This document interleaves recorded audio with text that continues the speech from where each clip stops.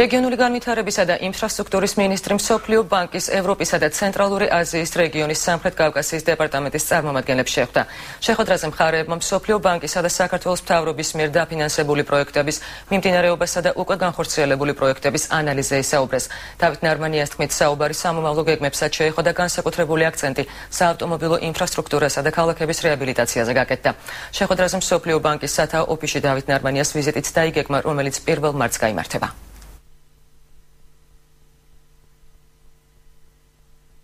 შეხვედრა ეხებოდა სამომავლო თანამშრომლობასთან დაკავშირებულ საკითხებს და მივაწოდეთ ის ძირითადი პრიორიტეტები, რა პრიორიტეტებიც ჩვენის მხრიდან უახლოესი წლების განმავლობაში იქნება ძირითადი სამუშაო. მათ შორის საუბარი გქონდა არა მხოლოდ გზების რეაბილიტაციაზე და ინფრასტრუქტურულ პროექტებზე და პროგრამებზე, არამედ ინსტიტუციური განვითარების საკითხებზე.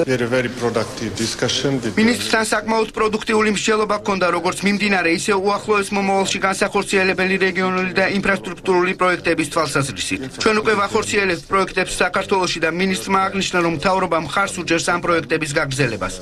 ასევე ვისაუბრეთ უახლოეს მომავალში დაგეგმილ პროექტებზე რეგიონული განვითარების, საგზაო და სატრანსპორტო ინფრასტრუქტურისა და საგზაო უსაფრთხოების სფეროებში. მსოფლიო ბანკს გლობალური მასშტაბით ამ სფეროებში მუშაობისა და მათი დაფინანსების კარგი გამოცდილება აქვს და ვფიქრობთ, რომ ჩვენი თანამშრომლობა წარმატებული იქნება.